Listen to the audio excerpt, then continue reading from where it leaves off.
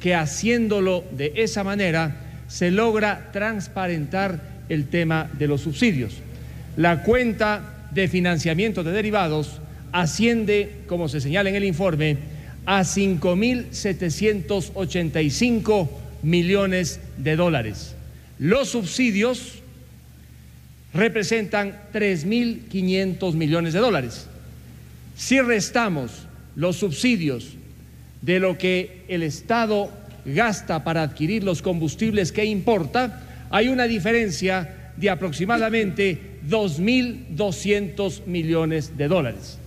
De esa cantidad, una parte se financia con lo que los ecuatorianos pagamos cuando consumimos gasolina o cualquier otro combustible, pero no se financia toda la cantidad, una parte, cerca de 1.000 millones de dólares.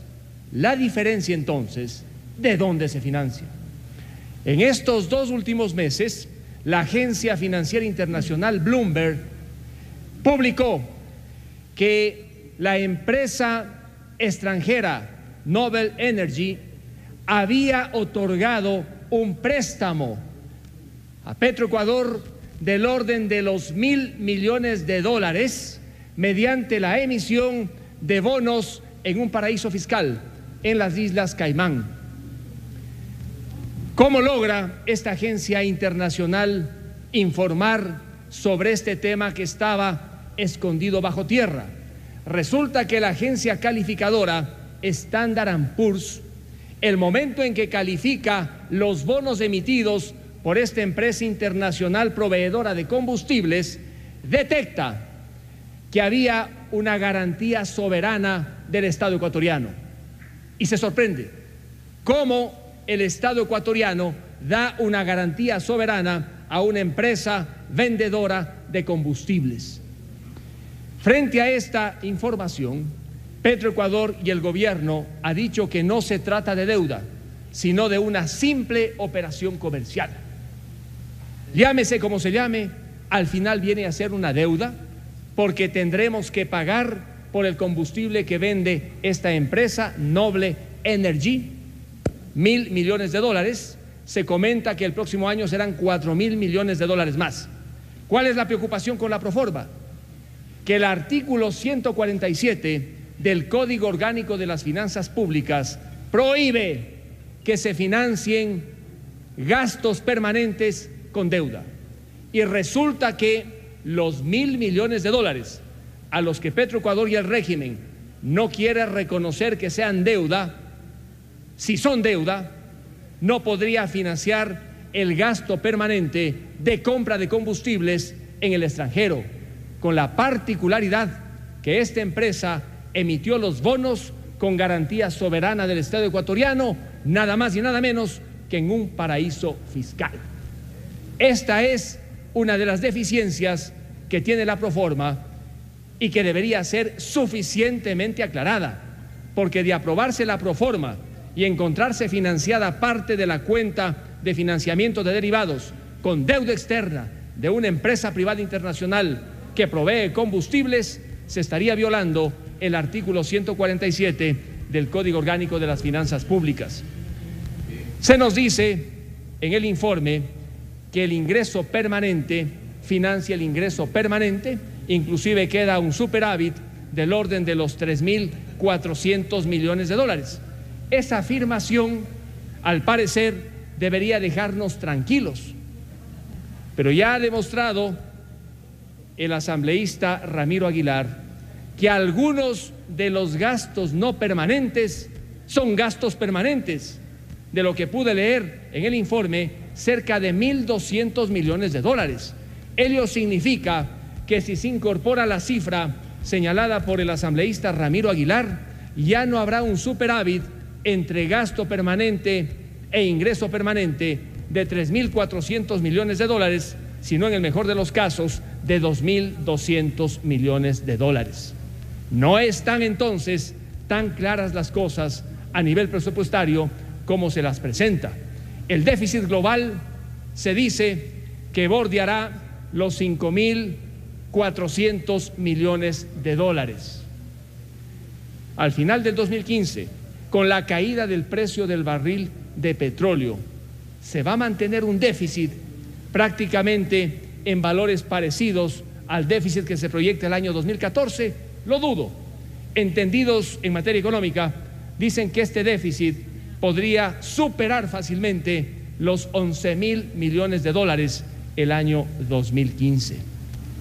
La proforma que discutimos y el presupuesto que vamos a aprobar, por lo tanto, no refleja el verdadero déficit que tiene que proyectarse el año 2015, que ingresan 3.000 millones de dólares aproximadamente del petróleo para convertirse en ingreso no permanente, frente a gastos no permanentes del orden de los 11.300 millones de dólares, indudablemente que sorprende, porque la brecha entre gasto no permanente e ingreso no permanente supera fácilmente los 8.000 millones de dólares.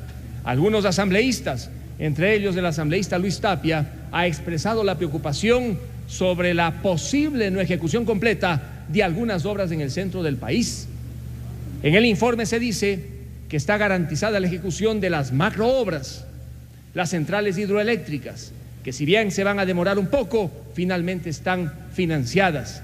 Pero hay obras menores sobre las cuales se debería decir en este informe, o deberían informar los ministros del ramo, si van efectivamente a ejecutarse con el financiamiento completo.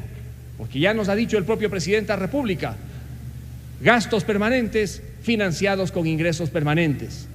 Si tenemos que recortar, lo haremos en obras e inversiones. Siempre ponen como ejemplo que ya no se harán 1.000 escuelas del milenio, sino 100.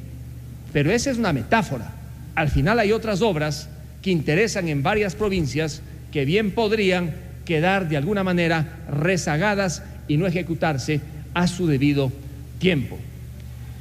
En la planificación cuatrianual, señora presidenta y señores legisladores, se indica que los ingresos que ahora recibe el presupuesto bordean los 3.100 millones de dólares. Después de 4 años se va, dicen, a duplicar este monto. Cerca de 6.400 millones de dólares van a ingresar al presupuesto general del Estado únicamente por conceptos petroleros. Y para ello se dice que la explotación del ITT prácticamente está en marcha, que el proyecto Pungarayacu avanza y que el mejor manejo y control de campos maduros y campos nuevos va a permitir que tengamos esos ingresos. Me parece demasiado optimista el plan cuatrianual. Pungarayacu, un tema que lo he venido denunciando en esta asamblea, está en el limbo.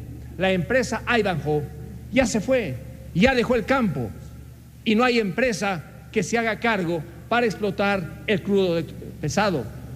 Decía estos días el analista Walter Spurrier sobre el ITT. No encuentra todavía Petroecuador la empresa que financie la construcción y explotación del proyecto.